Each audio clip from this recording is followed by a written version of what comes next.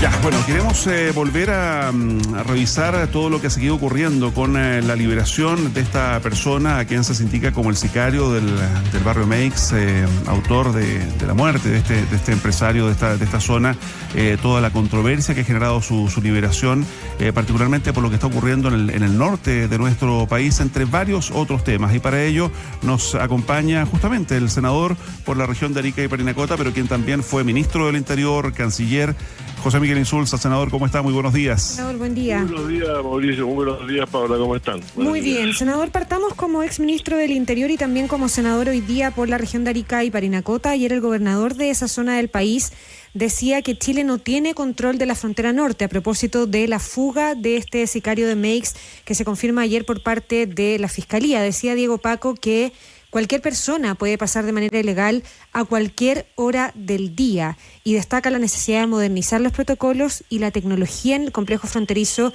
de Chacayuta particularmente. ¿Usted comparte, suscribe ese diagnóstico a propósito de esta situación puntual que muestra otra más grande, definitivamente? Depende cuál es. En realidad yo no estoy muy al tanto de cómo este hombre pasó por Chacayuta, se dice. Sí. Y efectivamente la salida de Chile de Chile por Chacayuta es poco controlada, en el sentido de que usted llega ahí al lugar y generalmente cuando usted va a Perú, cuando usted sale de aquí a Perú, le revisa mucho más en la parte peruana del camino. Lo mismo cuando viene a Chile, o sea, digamos, en este caso este hombre al parecer aprovechó eso para salir o aprovecharon eso para sacarlo. No, por paso irregular, de hecho. ¿Perdón? Por paso irregular, de hecho, pero el punto por está paso irregular no, porque por paso irregular es otra cosa, porque en realidad sí, eso es verdad que yo diría que es verdad que él salió, nosotros tenemos tropas desplegadas en la frontera incluso, pero es fundamentalmente para preocuparse de la entrada a Chile, de que nadie entre a Chile, ¿no? Ya. Pero salir a Chile la verdad es que se controla bastante poco, el terreno es muy grande, muy extenso. Ya, pero usted, senador Insulza, ¿le parece que hay descontrol de la frontera? ¿Le parece que hay un estado fallido, como dice el gobernador? No, yo no creo que sea cierto. Eso es una cosa que nunca se ha efectivamente eso nunca se ha preocupado demasiada preocupación, ¿eh? La verdad es que generalmente nosotros nos preocupamos mucho más de la gente que sale, que entra al país, que de la gente que sale del país, ¿no? Y eso es una realidad. Ahora, eso es que hay que corregirle, hay que cambiar los protocolos, estoy de acuerdo en eso, pero no salía el lenguaje demasiado tan duro que se está usando, ¿no? Oye, y en el tema de fondo acá, senador Insulza, ya lo decíamos, usted fue ministro del Interior durante varios años. ¿Qué visión tiene? Han pasado ya casi 2 semanas desde que esta persona fue liberada por Gendarmería. Está la investigación abierta, tanto administrativa como penal, de la Fiscalía, Gendarmería y del propio Poder Judicial respecto de lo que aquí podría haber ocurrido. Pero ¿cuán grave es lo que estamos viendo? Mire, es grave eso, ciertamente grave por varias razones. Primero, esto es realmente por la forma en que esta persona fue puesta en libertad.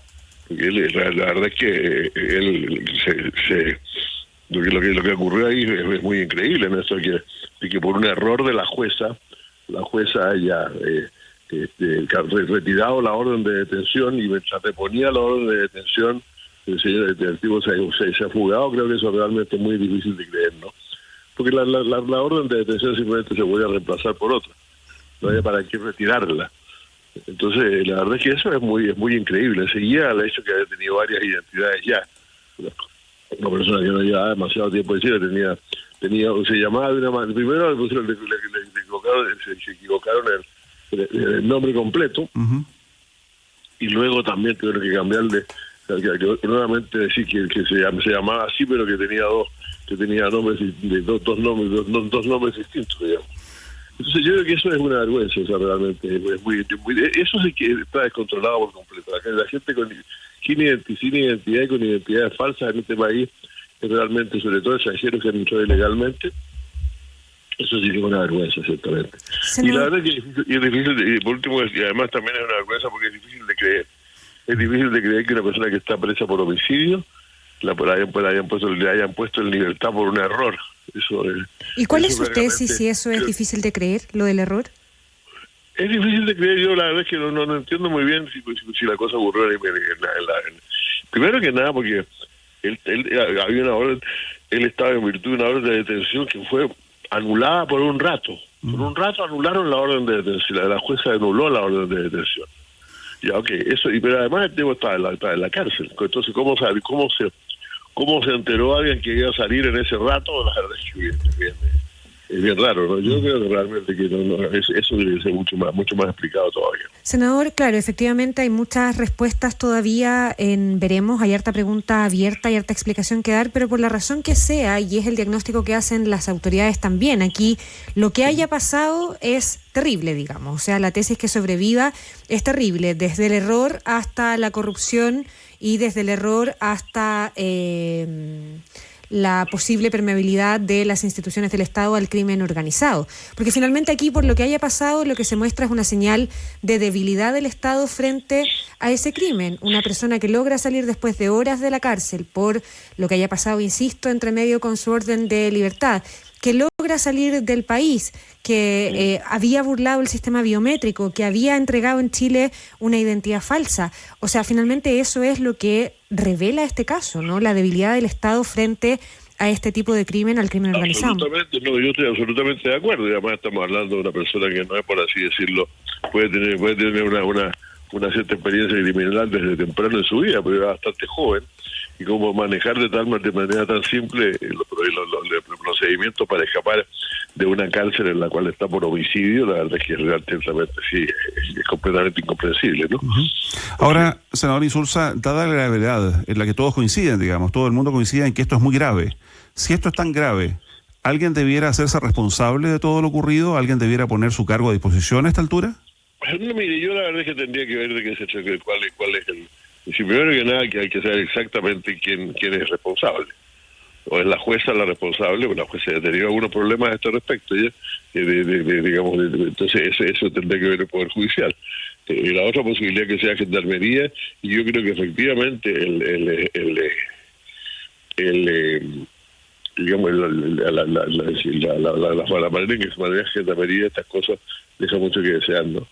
La verdad es que me parece insólito a mí que si una persona que entró a la cárcel por homicidio y de pronto llegó una noticia diciendo está anulada la orden. Te pregunto por qué está anulando esta orden, qué es lo que está pasando, pero qué pasa aquí. Sí, lo conversábamos con el director subrogante de Gendarmería hace unos días acá en ADN Hoy, y él nos decía que Gendarmería no tiene por ley la facultad de interpretar los fallos judiciales, que ellos solo los acatan. Pero no era un fallo judicial, este era un trámite en realidad, Una resolución. Claro. Exacto, la resolución, un trámite. Decía, ¿por qué retiraron esta resolución? ¿Qué es lo que pasó? O sea, pero simplemente dejarlo salir en el momento mismo en que llega la orden, o inmediatamente después que llega la orden, sin siquiera preguntar qué está pasando, la verdad es que me parece realmente raro, lo digo francamente. Senador, ¿cuál es el diagnóstico que usted hace a propósito de las cosas que ya dibujábamos, ¿no? De todo lo que ha pasado en torno a este presunto asesino del empresario Mace, y en particular a lo que ha planteado ahora el fiscal nacional de intentar ordenar la casa, se ha dicho, y pedir a Gendarmería registro de presos extranjeros para evitar el falseo de identidad? Esta persona tenía otro nombre en nuestro país y burló también el control biométrico porque estuvo preso antes del año 2023. ¿Se ha dejado estar la institucionalidad en relación a eso, pensando en que la crisis migratoria en Chile empezó hace harto rato? Bueno, mire, yo creo que sí, efectivamente. Aquí está todo el tema de la identificación, de cómo se identifican las personas que ingresaron al país de manera ilegal, ¿no? Que es realmente muy complicada. Porque decir, cuando la gente entró al país sin pasar por un proceso de ingreso en el cual se le identificara, ya tenemos un problema grande. Y hay mucho de eso, y hay mucho extranjero que está sin documentación legal, por así decirlo. Y es de eso. Ahora, ¿cómo se hace para recogerlos a todos y identificarlos? La verdad es que es bien difícil, ¿no? Yeah. Es difícil porque realmente muchos de ellos pertenecen además a bandas criminales que les proporcionan protección. Esa realidad existe. O sea, en Chile hay hoy día, y no es digamos allá de censos y otras cosas, hay una cantidad de gente que está no es que está indocumentada, puede ser que llegó de manera indocumentada, Sí. Ahora, el esfuerzo para hacer ciertamente podría ser mejorado, el esfuerzo para documentarlo, ¿no? Pero cuando uno intenta cualquier cosa, hay gente que dice no se puede porque son ilegales, hay que expulsarlo. Bueno, sí, pero mientras están aquí, ¿qué es lo que hacemos después? ¿Les damos documentos o no? ¿Los identificamos o no? Yeah. Hay un mundo falso ahí con varios miles de personas. Sí, senador Insulza, para avanzar en la conversación, quiero apelar también a su experiencia como ex canciller para hablar respecto de la cumbre a la cual invitó ayer el presidente Boric y las críticas que ha habido particularmente desde la oposición. Por de pronto, digamos, desde la oposición dicen que la democracia se fortalece persiguiendo al crimen organizado, al terrorismo, a la delincuencia, al narcotráfico, y que de los invitados que tuvo ayer el presidente Boric, muchos de ellos no son personas que precisamente refuercen la democracia. ¿Cómo recoge las críticas de esta reunión Democracia Siempre? Mire, la verdad es que yo veo bastante insólito este tipo de críticas. Bueno, estamos en periodo electoral, Mauricio, entonces cualquier cosa que se haga en Chile, y además la actitud de la oposición contra este gobierno ha sido siempre implacable, una cosa absolutamente desproporcionada. El presidente Boric el año pasado estuvo en la Asamblea General de Naciones Unidas, y ahí se reunieron los presidentes, no estoy seguro exactamente los mismos 5, precisamente se reunieron para discutir de los temas de la democracia, la debilidad de la democracia en el país. Este es un país para el cual el tema de la democracia en Chile es muy fundamental, porque la forma en que se produjo la caída de la dictadura, la manera en que se constituyó un nuevo gobierno, la transición democrática, todas esas cosas ha hecho que este país sea muy delicado en estas materias, ¿no? Entonces, es natural que el presidente asista primero a una reunión de ese tipo, ¿no? Y luego se acordó hacer otra, y el presidente Boric invitó a hacer esa reunión en Chile, y a mí me parece muy bien, no realmente que se puede quejar. Yo entendé que no les caiga bien a algún presidente, que no les guste a algunos, a mí algunos no me gustan tampoco, pero otra cosa es que se critique el hecho mismo de que el país se preocupe, de que el presidente de Chile se preocupe del tema de la democracia en el mundo. Me parece realmente increíble. Se cuestionan también como las prioridades, el momento incluso político que viven otros presidentes que estuvieron ayer acá, y sobre todo esto de tildarlo como un encuentro ideologizado, como un gustito presidencial, decían en las últimas horas de la oposición. Francamente, si todo el mundo sabe perfectamente que sabía perfectamente de quiénes era la reunión. La reunión del presidente era un presidente democrático que efectivamente pertenecen a un sector que llamaríamos el socialismo democrático en general. Entonces, eso está bueno, y entonces, ahora que el presidente, que eso ocurra en Chile, a mí no me parece mal, me parece bien que eso pasa. Fíjese usted que cuando a mí me eligieron secretario general de la OEA, nunca olvido que los debates respecto del tema de la democracia tuvieron lugar en Chile en una reunión que se llamaba la Comunidad de las Democracias. No sé si parece que ya no se reúne, ya no existe. Y la Comunidad de las Democracias fue entre la primera votación y la segunda votación. Usted recordará que se empató el primer caso de la votación. Ahí vinieron gente bastante importante. Estaba la Secretaría de Estado de Estados Unidos, incluso entiendo que ya era la Secretaría de Estado de Estados Unidos. Había otros, había mandatarios, pero nadie se le ocurrió decir, mire, ¿por qué viene toda esta gente a la reunión sobre la democracia? Ahora, hay que invitar, tendría que haber invitado a alguna gente de gobiernos de derecha, no lo sé, bueno, pero eso ya es un tema, a mí lo que me molesta es que se objete el objeto de la democracia, que se critique el objeto de la reunión. Ahora, entre quienes para hacer reuniones pluralistas, por así decirlo, están los organismos internacionales, pues. Esas reuniones se pueden hacer en la OEA, se pueden hacer en Naciones Unidas, etcétera, pero que en un momento se reúna gente con gente que reconocida, que fueron todos elegidos de manera democrática, no hay ninguna discusión al respecto. Yeah. No hay ninguna discusión al respecto, más allá del problema que puede enfrentar alguno de ellos en su país en un momento determinado. Son presidentes del sector del mundo democrático. Yeah. Y no veo cuál es el daño que puede hacer al país el hecho de tener una reunión como esa. Francamente me parece ridículo. Yeah. Bueno, yo tengo esto es un tema electoral, y a mí siempre me ha asombrado la capacidad que tiene la derecha para hacerse daño a sí mismo en tiempos electorales, ¿no? Ya, oiga, a propósito de tiempos electorales, y esa es nuestra última duda respecto de su visión de lo que está pasando con la candidatura de Janet Jara.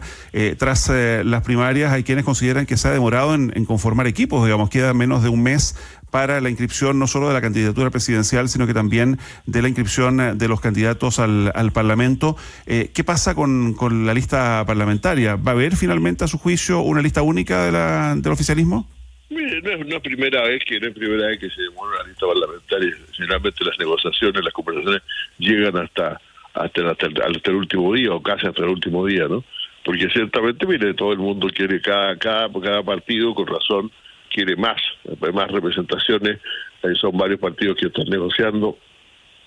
Entonces esto pasa siempre. No es que esté pasando ahora, pasa siempre. Y claro, generalmente, en este caso la candidata, llámese Lagos, llámese Bachelet, llámese Boris, ¿no? Tienen un cierto margen nomás para conversar con los partidos que ciertamente hacen la negociación entre sí. Entonces distingamos primero que nada eso. Respecto del tema del parlamentario, un tema de los partidos, están discutiendo y siempre llegan hasta el último momento, siempre llega hasta el final.